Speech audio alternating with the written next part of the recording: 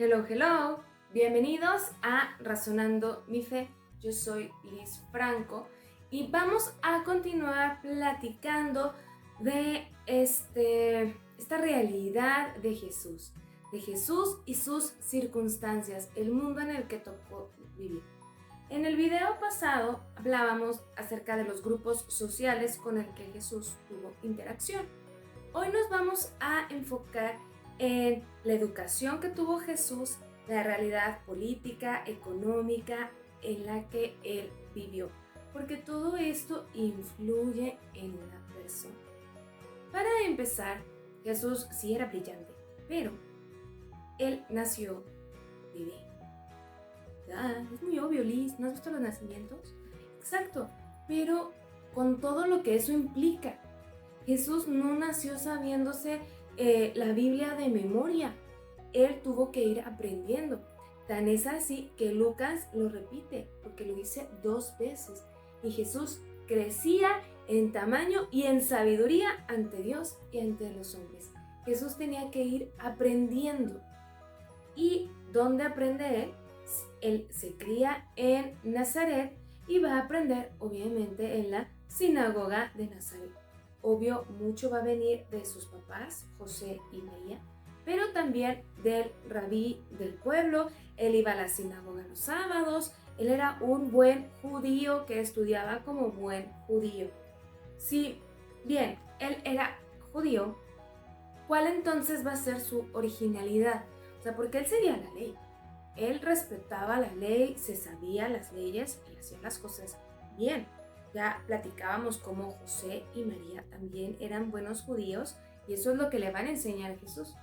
La novedad de Jesús va a estar no en cómo se educó, si en la mejor universidad, sino en su corazón, en cómo asimila esto y se da cuenta de un montón de cosas. Él va a ser el primero que se le va a ocurrir llamar a Dios Padre.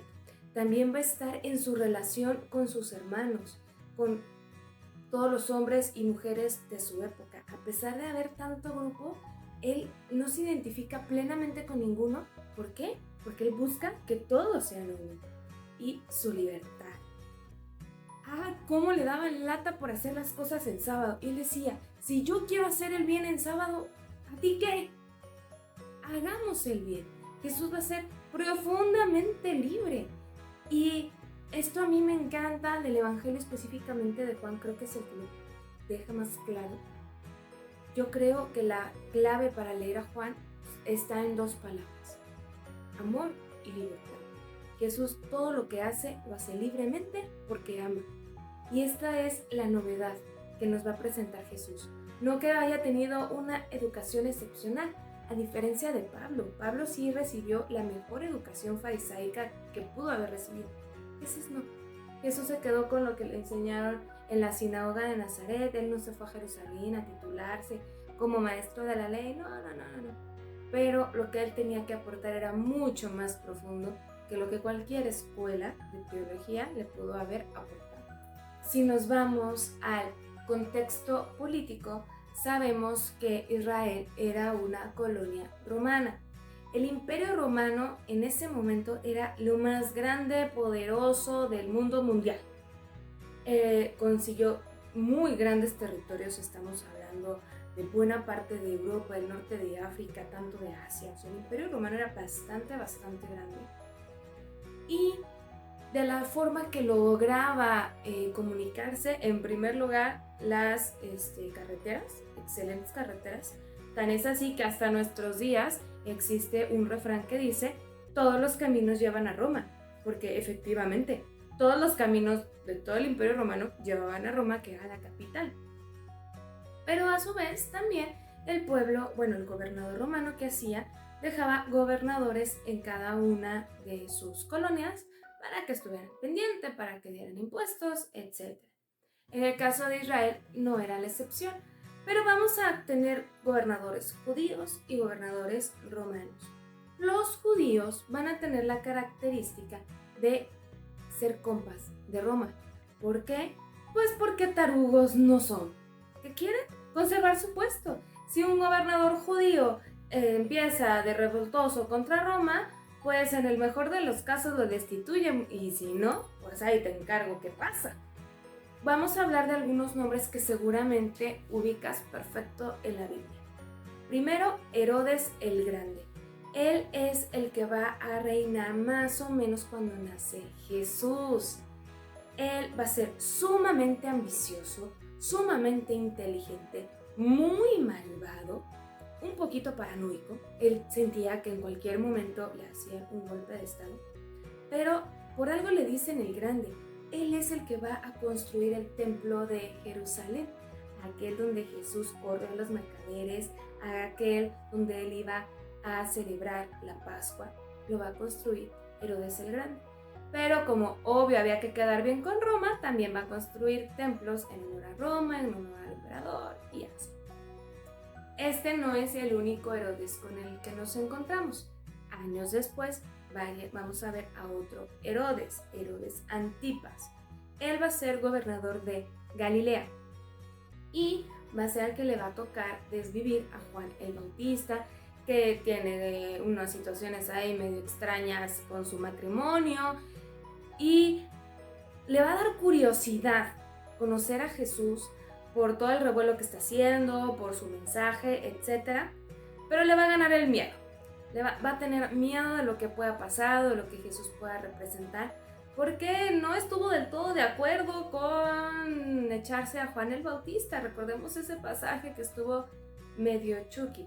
Él es el que va a recibir a Jesús cuando lo mandan, como dice también el refrán, de Herodes a Pilato, y por este mismo miedito no va a querer condenarlo.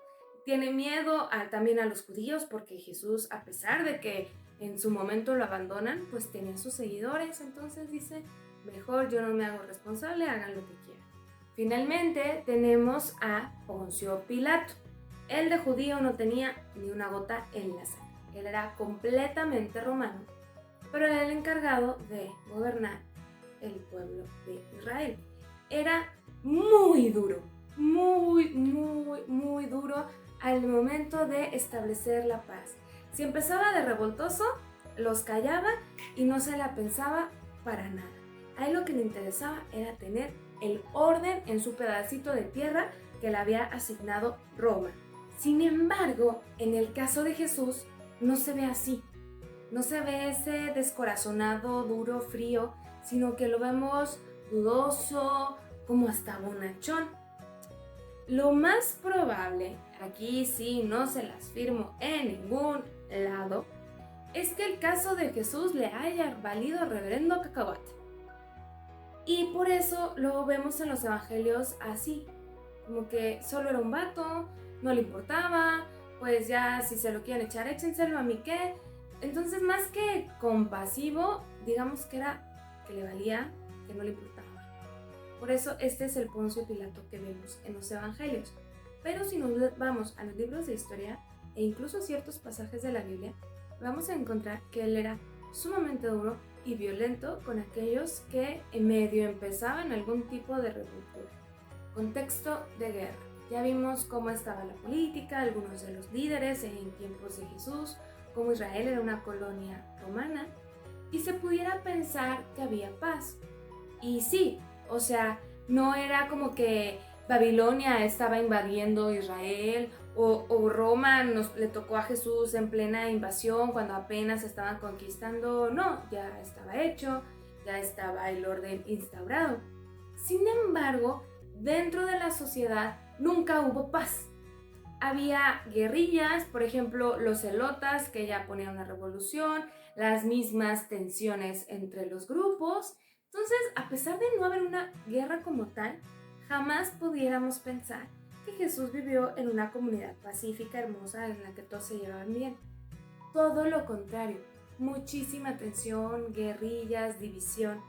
Y esto, pues, es parte de su esencia de Jesús.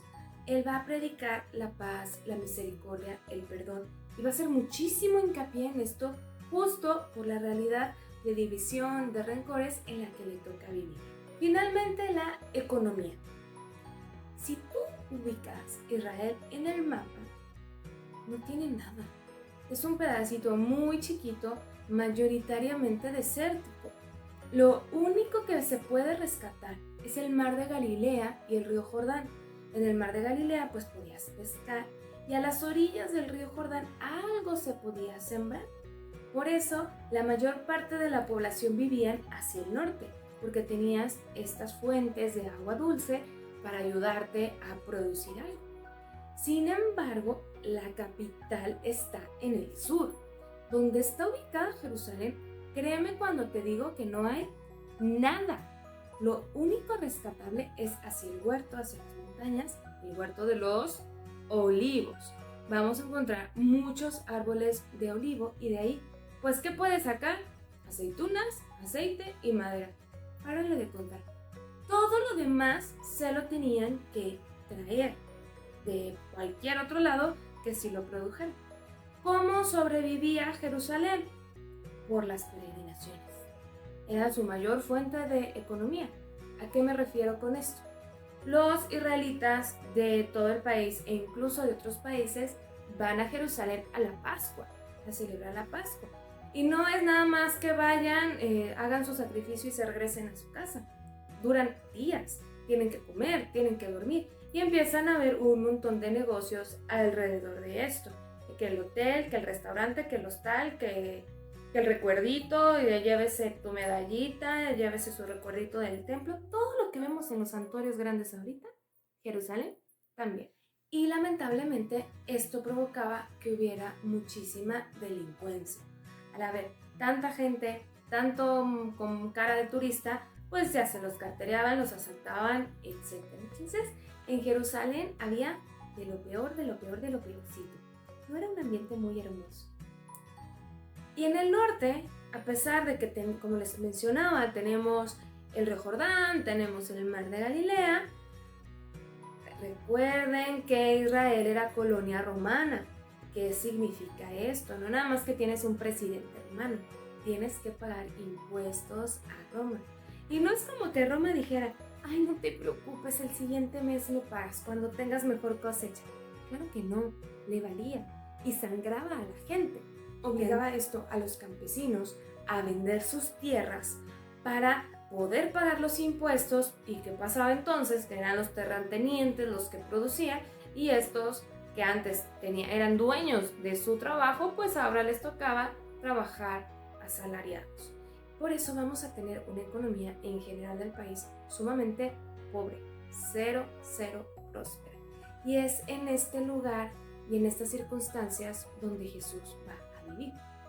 Él, a pesar de no ser rico, sí le daba su justo valor al dinero y al trabajo. Él jamás quiso hacer una revuelta política. Él jamás quiso hacer una revolución política, un golpe de estado. Al contrario, les dice, paguen impuestos, den al César lo que es del César y a Dios lo que es de Dios. Él cumplía la ley. Es más, Judas era el encargado de la caja chica de los apóstoles. Y también en otro lugar de la Biblia dice, es que el trabajador tiene derecho a su salario. Jesús va a valorar el trabajo, él habiendo trabajado la mayor parte de su vida, pero en su justo valor. Pero es consciente de la realidad tan complicada en la que vive su gente y la verdad, él mismo. Tampoco es como que creas que Jesús vivió así teniendo quien le diera de comer uvitas en la boca. Le tuvo que fregar porque la situación estaba complicada. Y eso que él vivía en Nazaret, que tenía relativamente cerca el mar de Galilea, de todas maneras no la tuvo fácil.